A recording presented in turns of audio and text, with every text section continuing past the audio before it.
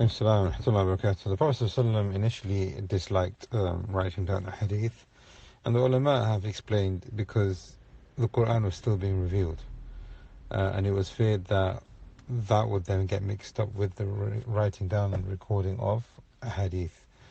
Once the Quran had been revised, the Messenger of Allah ﷺ permitted for people to write down a hadith. Especially there's one hadith towards the end of his life, sallallahu alaihi wasallam, he was talking about the rituals of Hajj and the rituals of Umrah, etc. And there was a man who came from Yemen, and his name was Abu Shah. And this is in al-Hikam, Bukhari Muslim. And he said, Abu Shah said, Ya Rasulullah, write down what you have said for me, because, I won't be able to remember it all. So the Prophet ﷺ, obviously he was illiterate, he commanded that, and he allowed for it to be written down for this man, Abu Shah. So, the Messenger of Allah, there's other hadith as well. He said, sallallahu alayhi wa sallam, قَيَّدُوا or اقتدوا العلم بالكتابة.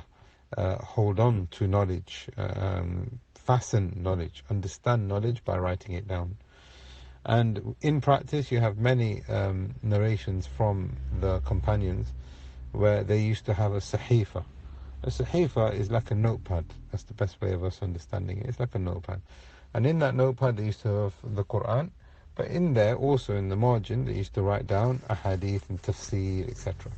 Therefore, initially the Messenger of Allah ﷺ forbade it in order for it not to get mixed up. And then later on, when there was no fear, he allowed for it to be written down. As for your second question here, why are some Athar considered as part of literature? An Athar is anything which is narrated less than the Messenger of Allah ﷺ. It could be that the Athar is connected to the Messenger of Allah. Athar basically means narration. Athar means narration. Who is the narration to? It could be to the Messenger of Allah, or it could be to other than the Messenger of Allah. But something which is specific only to the Messenger of Allah is hadith. So every hadith is Athar, but not every Athar is hadith. Yeah? So the Athar now here can go to Abu Bakr, can go to Umar, can go to Uthman, can go to Ibn Abbas, can go to Ali, can go to Mujahid, can go to Ikrimah, radiyallahu anhum ajma'in. This is because this is a narration. This is why even in the books of fiqh they will say there's an Athar from our Imam, Abu Hanifa, Malik, Shafi, Ahmed. Right? So these are narrations going back to a statement or an opinion that has been said, and this is what is known as an Athar. Now, if that Athar is in conformance with what the Messenger of Allah ﷺ has said or done, or it occurred at the time of the Messenger of Allah ﷺ and he didn't object to it, then the ulama of istilah and mustalah hadith, science of hadith, will look at it and say, is this marfu or not marfu? Is it marfu, meaning is it attributed to the Messenger of Allah or not, sallallahu alayhi wasallam, or is the meaning marfu? Is the meaning marfu? So they will say marfu hukman. Now this is why these athar are part of literature, because either it took place at the time of the Messenger of Allah ﷺ and he approved of it. So for example, Anas bin Malik, he says, when we used to stand, we used to put our shoulder to shoulder, foot to foot. The Messenger of Allah ﷺ hasn't said anything in this hadith, but it's still considered as a hadith. Why?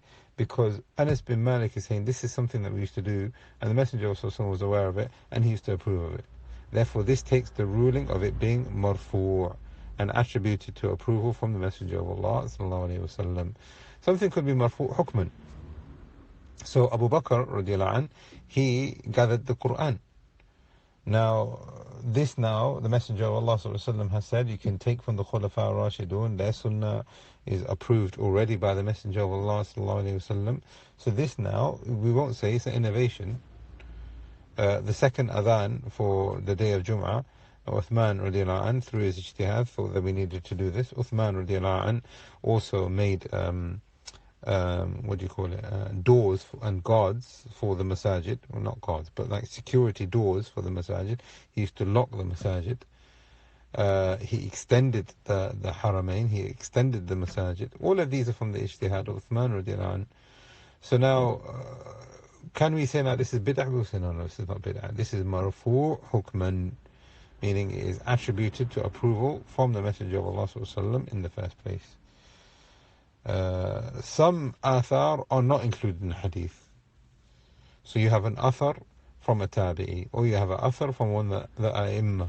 This is because not every single narration is connected to approval from the Messenger of Allah sallallahu alaihi wasallam. Therefore, Athar is a narration, and some of those narrations have an approval, so it's included in hadith, and those which are not in conformance or don't have approval with the Messenger of Allah sallallahu alaihi wasallam, then they do not take the ruling of it being hadith. We ask Allah subhanahu wa ta'ala that He teaches us beneficial knowledge. Wallahu a'lam. Sallallahu alaihi wa sallam.